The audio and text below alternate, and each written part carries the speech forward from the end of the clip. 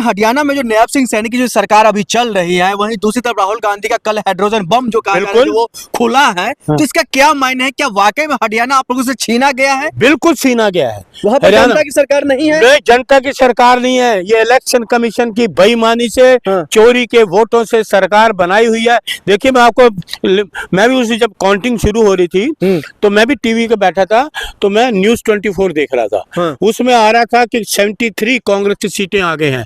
मानक गुप्ता बोल रहे थे कि बीजेपी का सुफड़ा साफ, और लेकिन मैं जब 3 घंटे बाद देखा तो बीजेपी को क्या ऐसी चीज होगी कि बीजेपी को आगे दिखा रहे हैं। तो इसका मतलब इलेक्शन कमीशन बेईमानी से हरियाणा की सरकार बनाई हुई है, महाराष्ट्र की, आपके मध्य प्रदेश की, तीनों राज्यों की सरकार कांग्रेस बना रही थी, क्योंकि लोग भारतीय जनता पार्टी को नहीं चाह रहे, मोदी को नहीं चाह रहे। मलिक जी, एक सवाल यहाँ पर सबसे इंपॉर्टेंट ये निकल करके आ रहा है, आप कह रहे हैं जो फर्जी वोट वहाँ पर जो ब्राजील की महिला को जोड़ दिया गया, कई लाखों हजारों संख्या में 25 लाख फर्जी लोग वोट बनाए, 25 लाख राहुल जी ने कहा। ठीक है, ये राहुल गांधी का आंकड़ा है, आपका आंकड़ा है जो 25 लाख लोगों को वहां पर जोड़ा गया। लेकिन इस बात का सबूत क्या है जो 25 लाख वोट जो है बीजेपी को ही गया है, कांग्रेस को नहीं गया है? सरकार का क्या सबूत है? तो सबूत तो ये इलेक्शन के पीछे बताएगा ना। राहुल जी ने सारा देखा, आपने सारा देखो, ये ना हमें सीसीटीवी का डाटा दे रहे हैं, ना जो शिकायतें की उसका डाटा दे रहे हैं, फिर कह रहे हैं चले के दे ना, क्यों नहीं देता? शिकायतों क्यों नहीं बताता?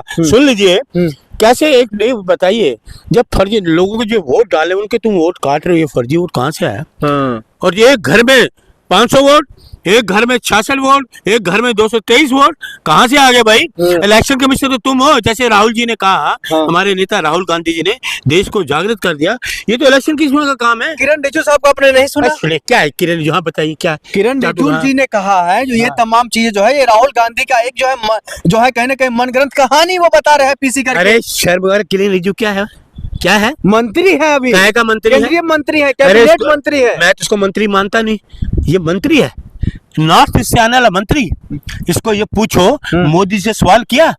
आपके ये मणिपुर में महिलाओं को नंगा घुमाया गया, नग्न अवस्था घुमाया गया, 15 साल इनका शासन रहा, इसकी जुबान निकली कि मोदी जी नग्न घुमाया गया, किसने पकड़ा, इस्तीफा क्यों नहीं मांगा?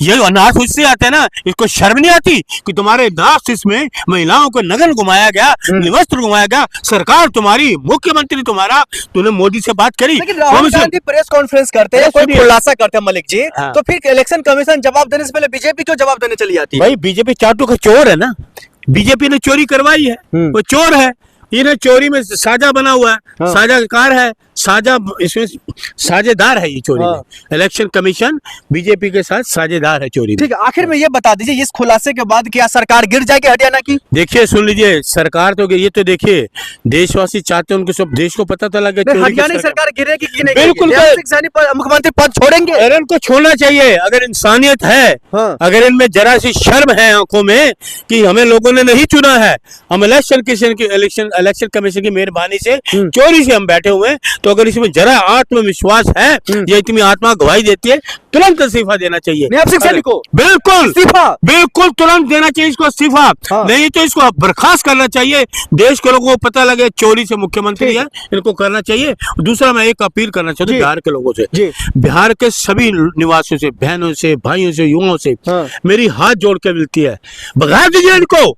किसको? ये नफरत फैलाने वालों को, ये एनडीए को, भारतीय जनता पार्टी को, इनके पांव मत जमने दो। बिहार बेच देंगे, बिहार बेच देंगे, देश तो बेच रहे हैं। आप बचिए, सुन लीजिए, नीतीश को भी भगाइए, ये चाटुकार बना नीतीश का बहुत बड़ा हाथ है बिहार को बर्बाद करने में, इसको भी हराइए, और हराइए, इंडिया गठबंधन लाइए, तो आपको रोजगार मिलेगा, महंगाई दूर होगी, न्याय मिलेगा, महिलाओं पर अत्याचार बंद होगा, बिहार खुशहाल होगा। भगाइए इनको, संप्रदायवादी ताकतों को मत जमने दीजिए।